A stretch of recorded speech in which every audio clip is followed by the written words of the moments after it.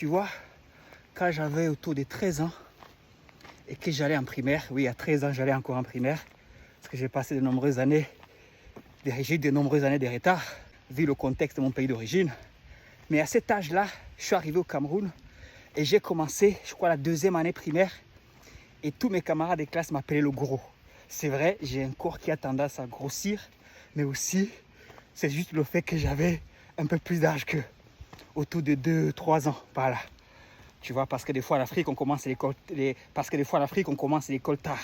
J'avais des petits jeunes, j'avais des enfants de 10 ans, de 12 ans, de 13 ans, comme moi, on était tous dans la même classe. Mais la minorité, c'était ceux qui avaient l'âge avancé, comme tu peux le comprendre. Et pendant ces moments-là, les enfants m'appelaient le gros.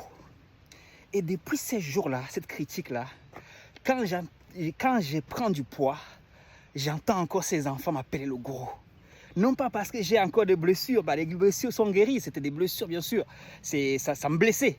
C'est blessant d'appeler quelqu'un gros, le gros, tu vois. Mais cette blessure-là, ce que j'ai envie de dire dans cette vidéo, c'est que cette critique-là, il y a des personnes à qui ça aide.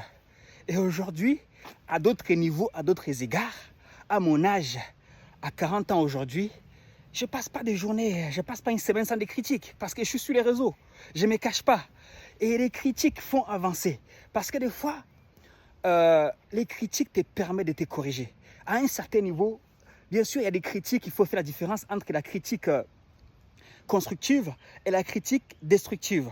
Tu vois, quand il y a des personnes dans un groupe, on peut critiquer par exemple un pasteur. On critique un pasteur, mais dans le groupe, tout le monde ne critique pas pour les mêmes raisons.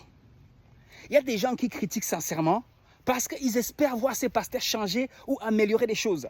Et tu verras aussi que les gens les plus critiqués, les pasteurs, les entrepreneurs, tout le monde passe, les politiciens les plus critiqués, normalement, il y en a parmi eux qui s'appuient sur la critique pour grandir encore. Et moi, j'ai envie que tu sois parmi ces gens qui s'appuient sur la critique pour grandir encore, pour ne pas tolérer 2-3 kilos de plus parce qu'ils se disent non, non, je ne veux pas, je peux naître gros, je peux avoir un corps tendance à grossir, comme dans mon cas, chez nous, tout le monde est né pratiquement à plus de 4 kilos, tu vois.